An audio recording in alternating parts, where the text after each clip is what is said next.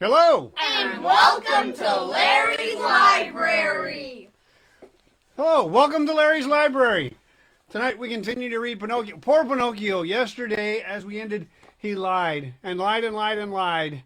And his nose got so long he couldn't even get out of the room. So tonight we start with Pinocchio meets again the fox and the cat and goes with them to bury his money in the field of miracles. All right, guys. No stealing the scene from behind me. The fairy, as you can imagine, allowed the puppet to cry and to roar for a good half hour over his nose, which could no longer pass through the door of the room. This she did to give him a severe lesson, and to correct him of the disgraceful fault of telling lies, the most disgraceful fault that a boy can have.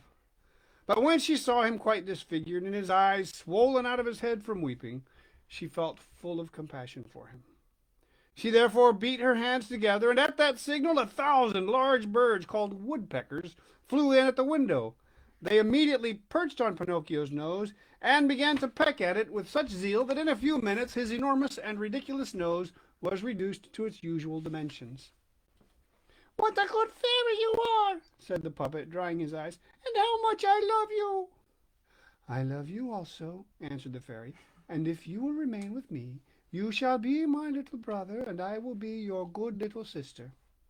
"I would remain willingly, but my poor papa—" "I have thought of everything. I have already let your father know, and he will be here tonight." "Really?" shouted Pinocchio, jumping for joy. "Then, little fairy, if you consent, I should like to go and meet him. I am so anxious to give a kiss to that poor old man who has suffered so much on my account that I am counting the minutes." "Go then, but be careful not to lose yourself. Take the road to the wood, and I am sure that you will meet him." Pinocchio set out, and as soon as he was in the wood, he began to run like a kid. But when he had reached a certain spot, almost in front of the big oak, he stopped, because he thought that he heard people amongst the bushes. In fact, two persons came out onto the road. Can you guess who they were? His two traveling companions, the fox and the cat, with whom he had supped at the Inn of the Red Crawfish. "Why, here is our dear Pinocchio!" cried the fox, kissing and embracing him. "How come you to be here? How come you to be here?" repeated the cat. "It is a long story," answered the puppet, "which I will tell you when I have time. But you do know that the other night, when you left me alone at the inn, I met with assassins on the road." "Assassins? Oh, poor Pinocchio! And what did they want?" "They wanted to rob me of my gold pieces." "Villains!" said the fox. "Infamous villains!" repeated the cat. "But I ran away from them," continued the puppet, "and they followed me, and at last they overtook me and hung me to a branch of that oak tree." And Pinocchio pointed to the big oak, which was 2 steps from them. "Is it possible to hear of anything more dreadful?" said the fox. "In what a world we are condemned to live! Where can respectable people like us find safe refuge?" Whilst they were thus talking, Pinocchio observed that the cat was lame of her front right leg, for in fact she had lost her paw with all its claws. He therefore asked her, "What have you done with your paw?"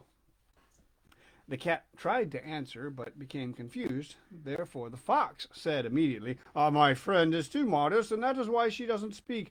I will answer for her. I must tell you that an hour ago we met an old wolf on the road, almost fainting from want of food, who asked alms of us. Not having so much as a fishbone to give him, what did my friend, who is really the heart of the Caesar, do? She bit off one of her forepaws and threw it to that poor beast that he might appease his hunger." And the fox, in relating this, cried a tear.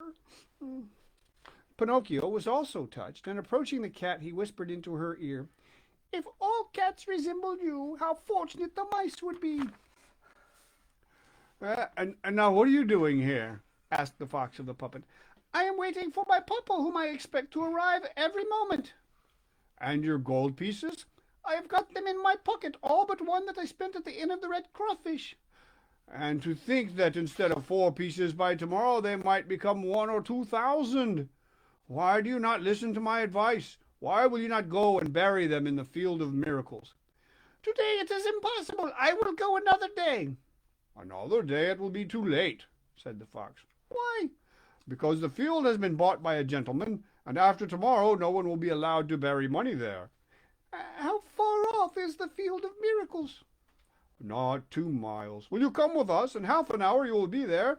You can bury your money at once, and in a few minutes you will collect 2,000, and this evening you will return with your pockets full. Will you come with us?"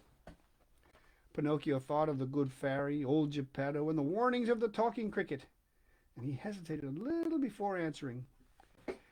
He ended, however, doing as all boys do who have not a grain of sense and who have no heart. He ended by giving his head a little shake and saying to the fox and the cat, "Let us go. I will come with you." And they went. After having walked half the day, they reached a town that was called Trap for Blockheads. As soon as Pinocchio entered this town, he saw that the streets were crowded with dogs who had lost their coats and who were yawning from hunger, shorn sheep trembling with cold, cocks without combs or crests who were begging for a grain of Indian corn, large butterflies who could no longer fly because they had sold their beautiful colored wings, peacocks who had no tails and were ashamed to be seen, and pheasants who went scratching about in a subdued fashion, mourning for their brilliant gold and silver feathers gone forever.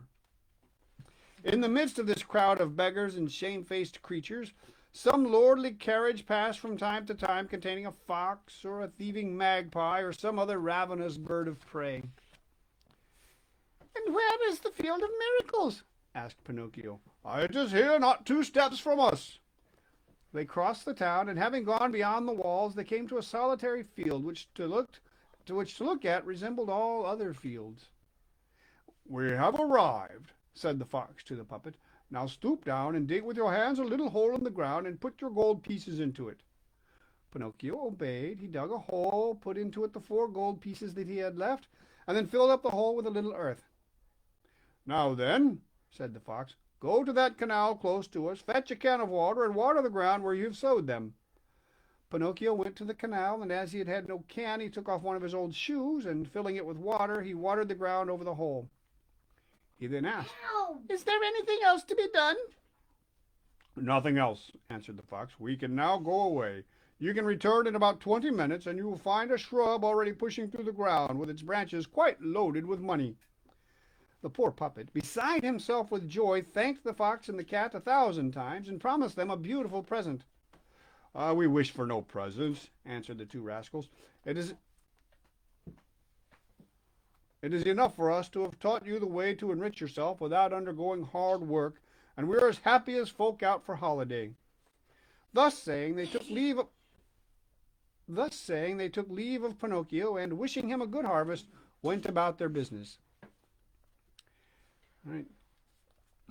Chapter 19. Pinocchio is robbed of his money, and as a punishment, he is sent to prison for 4 months. Whoa. He's robbed of his own money and then goes to prison too. Imagine that. The puppet returned to the town and began to count the minutes one by one. And when he thought it must be time, he took the road leading to the Field of Miracles. And as he walked along with hurried steps, his heart beat fast, like a drawing room clock when it is really going well. Meanwhile, he was thinking to himself, "And if instead of 1,000 gold pieces I was to find on the branches of the tree 2,000, and instead of 2,000, bless you, and instead of 2,000, supposing I found 5,000, and instead of 5,000 that I found 100,000, oh, what a fine gentleman I should then become! I would have a beautiful palace, 1,000 little wooden horses, and 1,000 stables to amuse myself with, a cellar full of currant wine and sweet syrups, and a library quite full of candies, tarts, plum cakes, macaroons, and biscuits with cream." Whilst he was building these castles in the air, he had arrived in the neighborhood of the field, and he stopped to look if by chance he could perceive a tree with its branches laden with money. But he saw nothing. He advanced another 100 steps.